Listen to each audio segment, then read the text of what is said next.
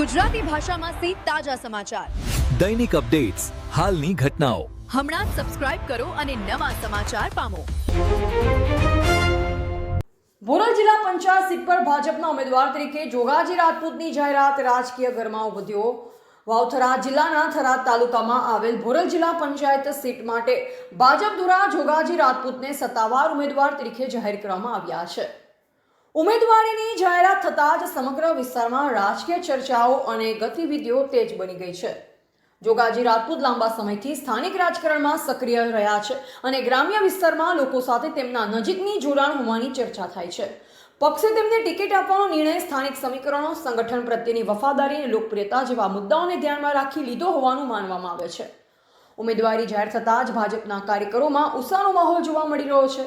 કાર્યકરો દ્વારા ગામે ગામ જે પ્રચાર શરૂ કરવામાં આવ્યો છે અને મતદારો સુધી સરકારની યોજનાઓ તથા વિકાસ કાર્યોની માહિતી પહોંચાડવાનો પ્રયાસ કરવામાં આવી રહ્યો છે. તો બીજી તરફ વિરોધ પક્ષો પણ આ સીટને જીતવા માટે સજ્જ થઈ રહી છે. તેઓ દ્વારા પણ ઉમેદવારો જાહેર કરવાની તૈયારી ચાલી રહી છે, જે કારણે ભોરલ સીટ પર ત્રિકોણીય કે સીધી ટક્કર સર્જાવાની શક્યતા વ્યક્ત કરવામાં આવી રહી છે. રાજકીય નિરીક્ષકોના મતે આ સીટ પર કટોકટી ભર્યો અને રસપ્રદ મુકાબલો જોવા મળી શકે છે. સ્થાનિક મુદ્દાઓ જેમ કે રસ્તા, પાણી, ખેતી સંબંધિત સમસ્યા અને વિકાસના પ્રશ્નો આ ચૂંટણીમાં મુખ્ય ભૂમિકા ભજવી શકે છે. મતદારો પણ આ વખતે વિકાસ અને કામકાજના આધારે નિર્ણય લેવાની માનસિકતા દર્શાવી રહ્યા છે. આગામી દિવસોમાં ઉમેદવારો દ્વારા જનસંપર્ક અભિયાન વધુ તેજ બનશે.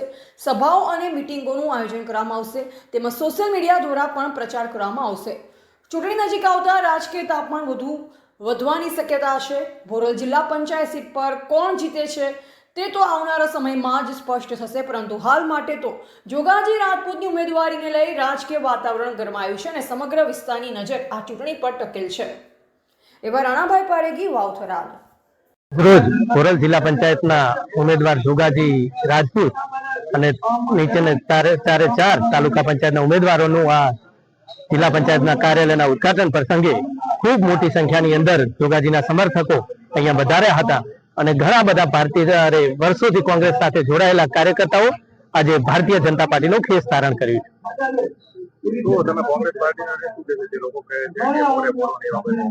કોંગ્રેસના આગેવાનો એવું કહે છે કે આ ભારતીય જનતા પાર્ટીના કાર્યકર્તાઓ પોલીસનો સહારો લઈ અને ચૂંટણી લડી રહ્યા છે. ભારતીય જનતા પાર્ટીના કાર્યકર્તાઓ એ બૂથના અને નીચેના પાયાના કાર્યકર્તાઓ છે અને ઘરે ઘરે જઈને પ્રચાર કરી રહ્યા છે. આપના માધ્યમથી કહેવા માંગુ છું કે ભારતીય જનતા પાર્ટી એ કઈ ગુંડા અને લુખાઓની પાર્ટી નથી. આ કોંગ્રેસના પાર્ટીના લોકો અને કોંગ્રેસની સરકાર વર્ષોથી ગુંડાગીરી અને લુખાગીરી કરી અને આ વિસ્તારની અંદર કબજો જમાઈને બેઠી હતી.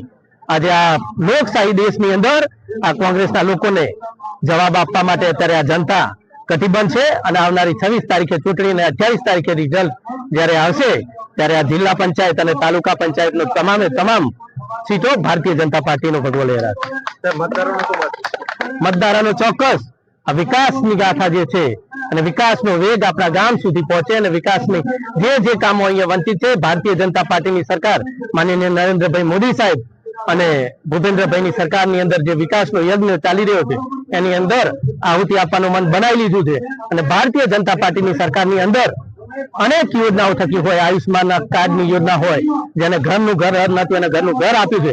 અને આ વિસ્તારની અંદર આપણે સૌને ખબર છે કે પાણી એ ખૂબ મોટી સમસ્યા હતી. આ નર્મદા કેનાલ થકી જે પાણી અને ગામે ગામ તળાવ ભરવાના જે પાણીની જે યોજના છે એ યોજનાઓ થકી અત્યારે આ વિસ્તારના દરેક નાનામાં નાના ખેડૂતો અને નાગરિકો ભારતીય જનતા પાર્ટીને મત આપવા માટે તત્પર છે.